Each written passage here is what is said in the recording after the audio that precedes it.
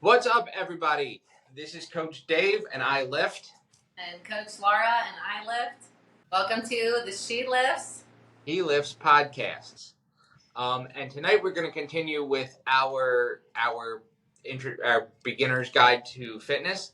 And one of the things that we talked about previously is do the workout that works best for you, and that's the best workout is the one that you're going to do. However, there is one little caveat. Whatever workout you are going to do, at some point you are going to want to incorporate strength training. And I feel like this is something Laura and I, even though we don't always go about it the same way, that is something that we definitely both believe in. Oh yeah, for sure. So before we get into what the benefits of resistance training are, we just want to talk about what is resistance training. So I think a lot of times when people think about lifting or resistance training, we can use those terms interchangeably. People think about like the big like meathead muscle guys that go and bodybuild or like lift a bunch. So that is the most common thing that I think comes to mind when people hear resistance training. But resistance training is any movement that you do under some type of load. So that load could be your body weight, bands, barbells, dumbbells, gravity, anything that you are anything that is resisting against you. You can even do like pushing into the floor. We can do what's called isometrics. There's a ton of different ways to resistance train, like in your daily activity. Getting in and out of your car is a type of resistance. Getting off of a chair is a type of resistance. It's your body weight coming out of that chair. So without even knowing, you are doing some form, whether you're training or not, you are doing loaded movements. Since we are kind of talking about beginners here, when you are new, I know a lot of times people get caught up. Like when you're looking to start a fitness journey, you're probably going to turn to Instagram, TikTok, YouTube, stuff like that, and you're going to see all these influencers doing these like crazy, like they're going to be like, I'm going to show you how to get like the biggest biceps you ever saw in your life or whatever. And they're doing all this crazy, super high volume, like super heavy stuff. And just when you are a beginner, less is more. So please don't go on to a TikTok and Instagram and copy what that same influencer is doing, because you may not be at that level yet. Even if they seem like I know there's a little bit more realistic influencers out there now, like body positive influencers, and if they have been working out for a long time, you do need to do probably half the amount of volume that person has to do. So when you are new, less is more, because you get the advantage of what's called newbie gains, and anything that you do is going to send such a big stimulus to your muscles and your body that you're going to get a ton of benefit, even if you're only doing like very minimal workouts. So take advantage of the newbie gains, because you don't want to go like balls to the wall from the beginning and then have nowhere to progress later on. So start small, and you can always progress in the future instead of going super hard and then having to kind of adjust and kind of like either really restrict your calories or really increase your movement once you get to a spot where you're not progressing. So, and that's right. Progressing is the key to everything that we do. In fitness, again, we call it our fitness journey. It is not our fitness destination. So it's not like we're going to come in and we're going to start strength training one way, and that's the way we're going to stay for the rest of our life. At least most of us are. And especially in an effective way. And I kind of liken it to this. If you take a job where suddenly you've been sedentary, and now you take a job where you're moving around, where you're physical, or you take a second job, let's say, where you're working in a warehouse and now you're moving stuff around all day, and initially you lose maybe 5 or 10 pounds or gain some strength, you notice some strength gains, well, all of a sudden that sort of goes away and you stop being sore. We need to continually progress through those movements. And there's this thing that, and I think a lot of times we get it confused, it's called progressive overload. When we resistance train, we overload our muscles with some sort of resistance. And what we want to do is progressively make that overload more. So if we're going to start lifting with one weight, we're going to eventually move up to a heavier weight. Now, that doesn't always mean we are going to add weight to the bar or to the dumbbell or whatever. There are other ways to do that, and I'm not going to get into all of this tonight. We're going to save that for the future show. That's a little sneak peek right there. But what we are going to do is make sure we're consistently making it harder. The thing that I like to say, and there's one of my favorite influencers out there who uses the term harder than last time. Everything we do from the last time we did it should be a little bit more. Whether it's a little bit more volume, a little bit more weight, a little bit slower tempo, a little bit slower or a little bit different range of motion, something to make that movement more challenging. Even if we're doing the same movement, there's ways in that to make that more challenging as we go along to help that muscle continue to grow so we don't adapt to it. We shock our body, we break our muscle down, and it grows back, and it grows back stronger because it has to adapt to the stress that we put on it. So if we keep the same stress on it, it's not going to grow. It'll only grow to a certain point. Make sure that we're not just getting because we have one sort of preconceived notion about strength training. And I think that is where we go. The other part of it is, I think one of the things that comes to progressive overload that we don't talk about enough is that the more we do, the more confident in that movement we're going to get. And not just the confidence in that movement, but the confidence in ourselves. Okay? One of the things that no one really talks about, or no one, at least not enough, I don't think, is that the confidence that we gain when we start moving something heavier that we didn't think we could do before, it changes you. It changes your mindset, it changes your body, and it really changes the way you feel about yourself. I heard someone say recently, they said they have never felt as confident in themselves as after the first time they did I think it was a 300-pound deadlift. Okay, and I'm not suggesting that everyone start and run out and go try to deadlift 300 pounds who've never deadlifted before, because that's a recipe for disaster. But once you hit that, say, I want to learn how to deadlift. So you learn how to deadlift in the right form. You start adding weight and say, okay, now I want to get to 2 big plates on the bar. And suddenly you do it, and now you can do it for 3 or 4. And you want to see how far you can go. There's a confidence in yourself. There's a confidence that you gain from strength training. Those principles in terms of doing a little bit more each time. Let me tell you what, and Laura, I know you can attest to this. They don't just go to stay in your workout. They trickle into every other aspect of your life, every other aspect of your daily life, your personal life, your professional life. Everything that you do, there's a lot of principles in this that we gain, a lot of confidence that we gain from strength training that we can apply to our everyday life. And Laura, I think, that doesn't get talked about enough. Oh yeah, for sure. I know if I am having a day, because we all have our days where we kind of forget how badass we are, So if I have a day where I'm not feeling super confident about myself, I honestly, if you're a beginner, this is probably gonna make me sound like I'm crazy, but to get in here and do some heavy deadlifts, I just gotta remind myself, listen, I'm strong, I got this, I am back, and I'm going to finish the second half of the day with a lot more confidence than I went into it the first day. And I especially noticed this coming through with my clients because, when I have this one client, I've had him for almost a year. When he first started training with me, he would come sweatshirt on, hood up, full sweatpants, covered head to toe. And as we started lifting heavier, he started getting more confident in his lifts. First, he starts showing up in his tank top, and I'm like, okay, let's go. He got the arms out.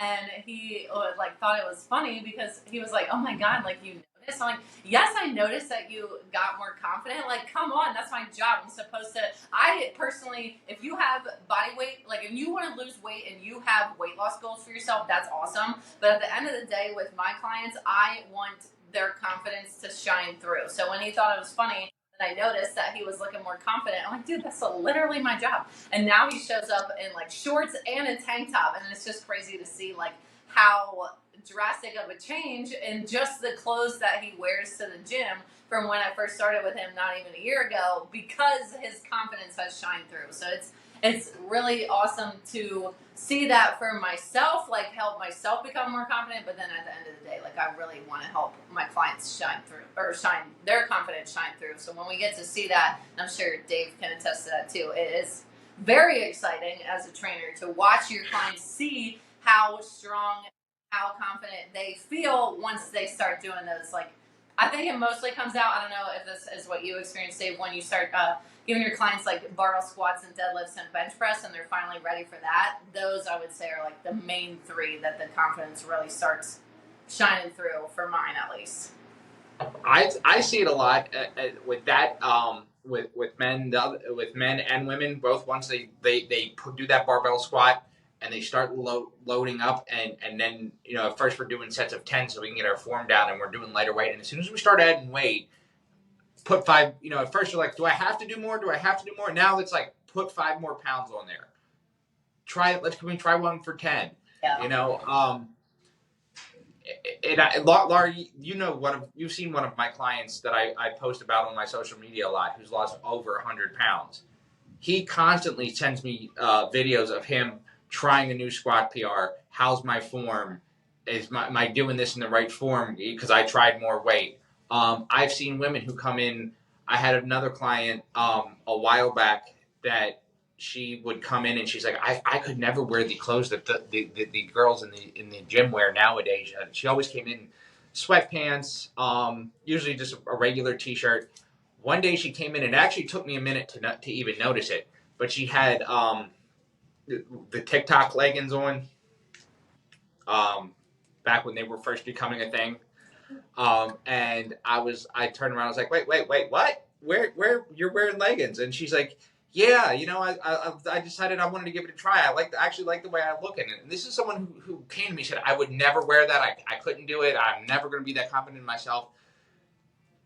Like I said, it spills out into your everyday life. I've seen people go into who I've trained, who've lost some weight or gained some weight or can suddenly lift heavy weights now, and they go in and now they're getting promoted, and they're getting they're finding new relationships or leaving their old relationships that were toxic in some way, shape, or form. I could go on about this for hours, but it is an empowering thing for everybody. I think when you start lifting weights and you start strength training and you start seeing what you are truly capable of. Oh yeah, for 100%. Resistance training also helps our joints and our mobility. So if you have a lot of joint pain, this is like honestly my wheelhouse. I know that like we've been talking about how I like to lift heavy, but corrective exercise, I love when a client comes to me and they're like, oh, my shoulder hurts, or like my back hurts. Not that I want their shoulder or their back to hurt, but I'm like, I got you. Like, as long as there's no like anatomical, like acute injury or something wrong with you anatomically, if it is just related to the weakness and instability in your muscles, I got you. So mobility it gets kind of confused a lot. A lot of times when I try to explain mobility to my clients, they think it's flexibility. Flexibility is obviously what you think of when you do like your toe touch and you can see if you can touch your toes. Mobility is the range of motion and the strength that you have in that range of motion. So the example I always give is like I sometimes have my son when I'm working out. So like if I'm doing something and my son would come and like hug my leg or like touch me or like jump on my back or something, if I don't have the mobility to be able to resist and like keep my form and keep my spine neutral or whatever I'm doing, when my son gives me that unexpected added weight, if I don't have the mobility to account for that, I'm going to hurt myself 100% of the time. So we want to be strong in that range of motion. And resistance training helps us, and corrective exercise, which falls under resistance training, helps us build the muscles around those joints and makes them more stable. So if you ever feel like clicking, popping, cracking in your knees, your hips, or whatever, that's usually a mobility issue. Again, if there's an acute injury, that's a different story. A lot of times, a lot of people don't know this, but knee pain, if you don't have, again, an injury, knee pain is usually coming from an instability in your hips or your ankles. The closer to the floor, which if it's one or the other, the one that's closer to the floor is usually the problem. because our knee joint only bends forward and back. Our ankles and our hips can go 360. So when we are experiencing that knee pain, it usually stems from some kind of weakness or imbalance or instability in those hips and our ankles, because our body can't properly move how we need it to in certain situations, so that load gets transferred to that knee. So same thing with the lower back. So if you ever hear like your doctor like, oh, my lower back hurts, your doctor probably tells you like, oh, you need to strengthen your core, and they're probably gonna have you do like sit-ups and planks and stuff like that. Most of the time people are incorrectly doing planks for their back injuries. Same thing with crunches. When we do crunches, those aren't the best for lower back pain, depending on, again, I could talk about mobility forever. So this is like in-depth, but like not super in-depth crash course on mobility. Depending on where your back pain is coming from, if you have like a flexion intolerance, which is where you like tuck your ribs towards your hips, if that gives you back pain, I wouldn't want my clients doing crunches, because that's going to push their back straight into the floor, pushing that spot that already hurts right down into the floor. So that is not going to help with our mobility. Or not with our pain. So we need to adjust our exercises for our bodies and for our joints, so that we can perform properly in and out of the gym. That kind of goes with imbalances too. So you are going to have imbalances unless you're ambidextrous. You're going to have imbalances between your right and your left side. We want to get them as close to balance as we can, because if you're always pulling or if you're slightly off rotation on this right side because your right hand is dominant, over time that's going to start to kind of tweak how your spine rotates. Your spine is connected to your hips. Everything is connected. So we need to resistance train to protect and strengthen our joints and increase our mobility so we don't hurt ourselves. So a lot of times injuries come from a mobility or instability, imbalance. Oh, absolutely, absolutely. The joints, your bones. You know, a lot of people, if you unless you have a diagnosed or a treated knee injury in the past. Let's say you had an ACL repair when you were younger, or you sprained a knee or a meniscus tear or something like that. That's different. But what we're talking about is I've had clients come to me with say, oh, my knees hurt, my knees hurt, my knees hurt, I can't do this. As we get stronger, and whether we're either gaining weight or losing weight, and our body is changing, suddenly now their squat depth is getting better. And it's not just because your joints are getting stronger and your mobility is getting better, but also your bones are getting stronger. Because not only do your muscles have to be able to support and move that weight, your bones have to be able to hold it. And the more weight we can move, and that's one of the things I think, especially for women, as you get older and you lose bone density, it's guys, it's part of life. As we get older, we get, think about this. Laura, you have a small child, right? He's 2? 3. Okay. Oh, wow. So if your 3-year-old falls, and I'm talking just running across the floor and falls, it's probably not a big deal. If you fall, same thing. You fall, you slip. 9 times out of 10, 7 times out of 10, it's probably not a big deal.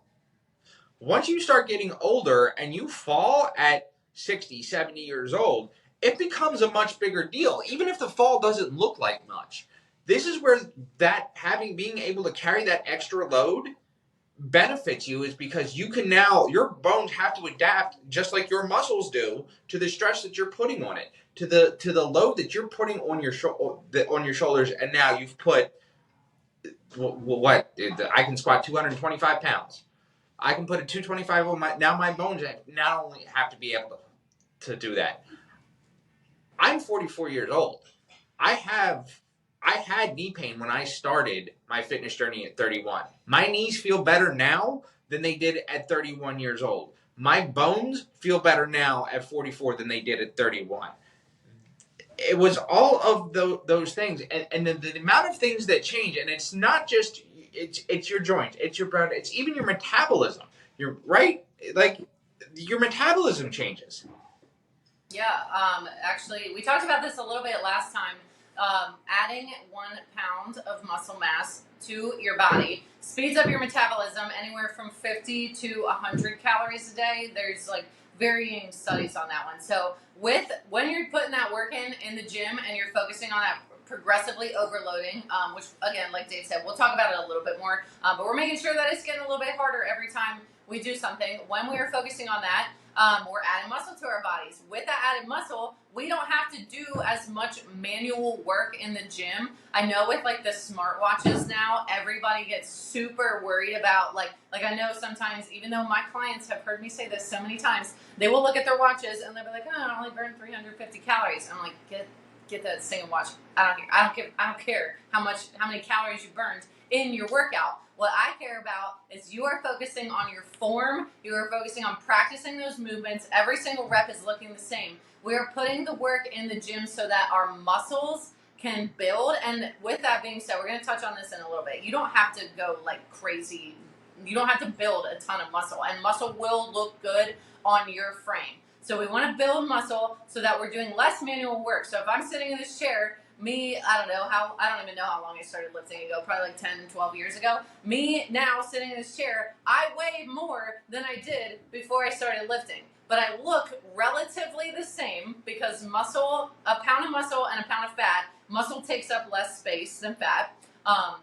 So I look about the same, even though I weigh differently. But the most important thing is that my metabolism is way faster than it was 10, 12 years ago before I started working out. So I don't have to be as conscious of like making sure that I only stay under a certain amount of calories, because now I have the freedom to kind of go and do. I mean, yeah, I want to be on point. I want to hit my protein goal. But I'm in a place right now, I don't really have body composition goals. I just work out because I like the way it feels. So I don't have to be super worried about my nutrition. Another thing I kind of touched on in there, when I have women specifically, this does apply to men a little bit too.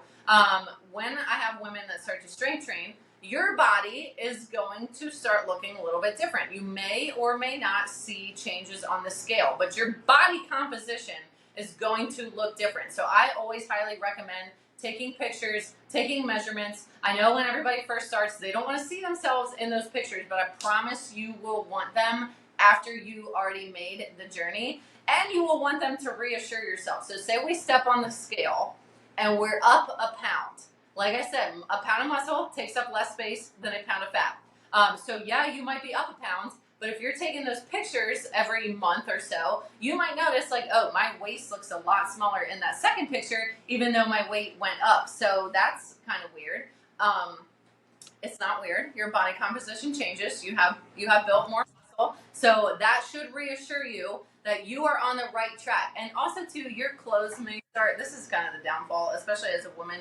I know men experience this too. They don't really make clothes for people who work out. I mean, they do, but they're like specialty online stores. But if you just go to like, whatever store you clothes at, they don't. We have that too.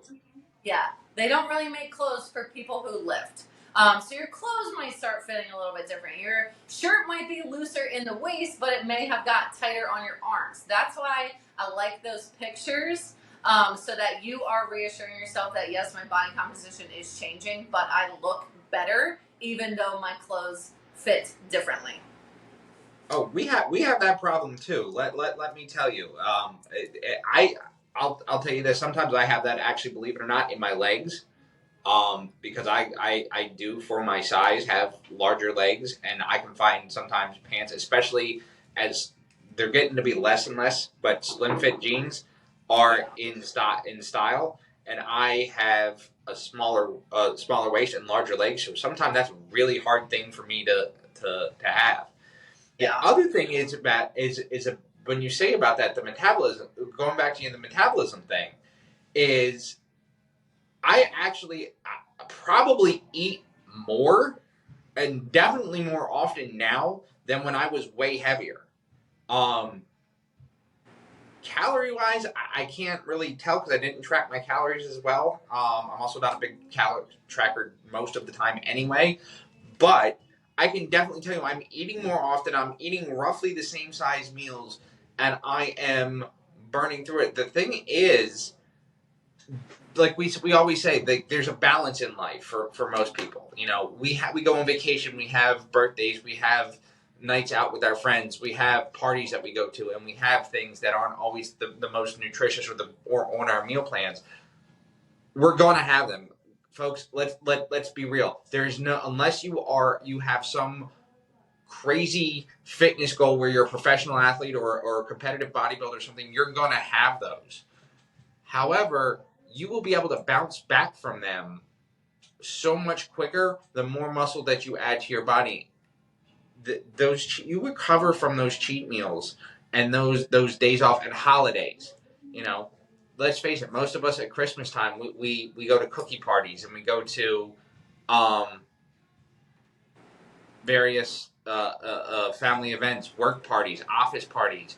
We have people bring cookies, people bring cakes, people bring dips and adult beverages that are full of sugar, and we bounce back much faster after the holidays when we get back into the gym and get back on our routines than we do when we're just starting. So the more muscle you can add, the more you'll be able to indulge in those other things and not only will you recover from it quicker, but you will also feel less bloated. You will feel less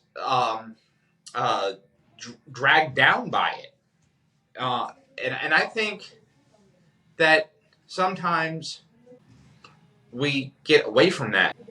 I think we get too caught up in the numbers on the scale and we go from there. And that's where I want to get to the point of we have to train for life. We don't just need to train for our goal, just to look better or just to be stronger, but train for life, especially as you get older. And Laura, I'm not sure if you have that, you've experienced that yet. A little bit, yeah. Because I know you're a good bit younger than me. But I think that at some point we have to realize that we're not just training to look better in a bathing suit, or we're not just training to feel better about ourselves. We're actually training so we can feel better about better physically for the rest of our life.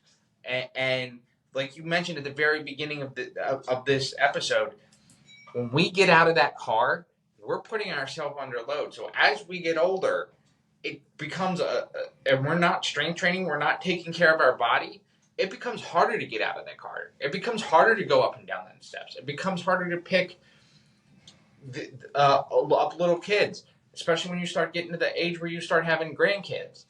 It comes harder to pick up things that you used to pick up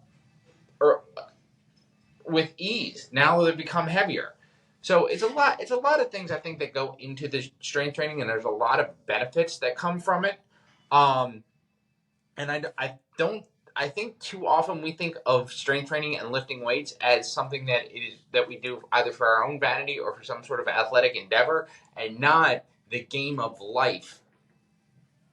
Because let's face it, at the end of the day, that is what fitness is about. It is about improving the quality and longevity of your life, and not just the physical things that we can see. It's so many things that we don't see. Like we said, joint pain. How many of you out there have parents or grandparents that are in their 70s or 80s and have trouble moving around? Use that as an example of what you don't want to become. Are you going to slow down? Absolutely. As you get older, you are going to slow down. That is an inevitable fact of life. But you can make sure that when you slow down, you're not stopping, if that makes sense. I go on TikTok a lot and I see beginner workouts, and it's somebody who has a mobile body, doesn't have a stomach that might get in the way, and their beginner leg day is like barbell squats. Now you might see that, you might be scrolling and you'll be like, all right, day one in the gym, I'm gonna go do some barbell squats. If your lifestyle does not lend to doing barbell squats, that is not appropriate for you. If you have a hard time getting up and down the stairs, you need to mimic exercises that are going to make it easier for you to get up and down the stairs. You don't need to worry about doing a barbell squat. Yes, is that going to help you get up and down the stairs? Absolutely. But on day one, when we live that type of lifestyle, or when that is our starting point, we need to focus on what is going to make our life better and not what people are doing on Instagram. Because when we're not ready for that and we haven't built those foundational movements and movement patterns and mobility and joint health, honestly, I don't think I have ever had a client barbell squat on day one. So when you are first starting out in the gym, you need to think about the things that you have trouble with in your daily life and try to think about how can I recreate this so that it's going to make my daily life easier. And then the last thing that I wanted to touch on, because we're about to wrap it up. So I've noticed this a lot with women because I train mostly women, but I do also experience it with men. And I know Davis talked about men also experience this too. When you think about building muscle and lifting weights, a lot of people start to think that it's going to make them bulky. And a lot of people come to me and they're like, I want to lift weights, but I don't want to look like this person that I see on social media because like, I just don't want to look like that. That's not my body type. You are not, for one, that person is most likely on steroids, especially as a woman. You're not going to get like that naturally. So one, they're probably on steroids. Two, not to discredit, because you still have to do the work if you are on steroids. So not to like use that as a bad thing, because you still have to put the work in. They are so dialed in, it's not even funny. Like I know we talked about cheat days and cheat meals before. They don't do that. So you're not going to get to that living a daily life. They put the work in to get to that point. So they're putting that work in, trying to get that physique. They're in there day in and day out. So you are not going to get to that point anyway, nor are you going to get to that point overnight. So you're not just going to wake up one day and you're going to be like, oh my gosh, like my arms are huge. You're going to get to a point where that's going to, you may wake up one day and you might be like, hey, you know what? Like, I think my shoulders are good. I think I'm going to focus a little bit more on lower body today. So you're not just going to wake up one day and be like, oh my gosh, my arms are huge or anything like that. So it does take a lot of effort to get to that point. And it does not happen overnight. And that is the thing, because I do think men think that same thing too. And men do want a little bit of bulk for the most part, but there comes a point, I think, where we don't want to get too bulky. Yes, we want to have most men, and again, we speak a lot of this in generality, so this is not all men, because I've had some people say, hey, I just want to be healthier, and I've had people, the one gym that I work at right now, I do have a lot of older clients that are coming to me with mobility issues and want to train to be able to go up and down stairs and things like that and pick their grandkids up. But even men that come to me and say, hey, I want to lose weight and I want to be in better shape, they say, I don't want to be too big. I always make the joke, like, I don't want to look like I can't scratch my own hip because my shoulders are so big. But and again, like you said, if they are using some sort of PED, they still have to put in the work. Those things are very hard to accomplish naturally, and if they are, your nutrition has to be so on point and your training has to be so on point that even if you aren't using PEDs, that it's just a very unattainable goal for most people, because you don't have the time, you don't have you don't have the time, and you don't have the drive to invest that kind of work into it. Yeah. Those things, don't think that picking up some dumbbells and doing some curls or doing some heavy squats or some heavy deadlifts or some being able to do pull-ups is going to make you into some sort of bodybuilding on stage. Again, going back, take PEDs out of it. Take the nutrition part out of it. And look what you said about the people on TikTok. How many people have you ever used filters and lighting and airbrushing and all of those things to make your muscles look better? I've seen competitive bodybuilders that I know for a fact train for that. And whether they use PEDs or not, when they are not oiled up, tanned up, and flexing, yeah, they're bigger than I am. Dry. Right. They're bigger than I am, and they look more muscular than I am, but they don't look as good as they do when they are on stage. Yeah. Because they are, it's like an actor, Robert Downey Jr. doesn't look like Iron Man walking down the street. And if he does, right, well, good for him. I was just going to say, I've been trying to get bulky For probably like 7 years. I mean, guaranteed I had a baby along the way, and I am all natural, and I still look like a regular person. With the intent of trying to get bulky, I still look like a regular person. So it's not Right. going to happen. Unfortunately, if that is your goal, I'm the same way. unfortunately, it is going to be very difficult. If it's not your goal, good news is you're in the clear. Yeah, and like I said, I've been very super consistent for the last 5 years or so, and I'm not. No one you can say bulky. Yes, am I leaner? Absolutely. In my current state right now, as I'm getting ready for a jiu-jitsu competition, yeah, I am probably leaner than I would have been 2 or 3 weeks ago. But again, that's because my nutrition is way more dialed in than it normally is. And I haven't had a cheat meal now for going on 2 weeks. So again, I'm not even. And let me tell you what. We go back to what is sustainable. 2 weeks, no cheat meals, no soda, no alcohol, no candies, no cheeseburgers, no pizza, no sugar really of any kind. And yeah, you know what? I would give my right arm for a banana right now. But again, I have that goal, so that makes it more sustainable. So I think when you have those goals, that makes it easier, and most of us don't have those goals. So I think that is all we have for this week. Next week, we are going to dive a little bit more into this progressive overload and strength training, and we are going to talk about some of the different ways in which we can load up our exercises, and also the difference in lifting heavy versus lighter weights. And there's a couple myths we're going to dispel about the differences between those two. So until next time, Laura Ash _CPT on Instagram and TikTok. Laura Ash personal trainer on Facebook. You can do hard things. Until next week, this is Coach Dave and Coach Laura. Woo!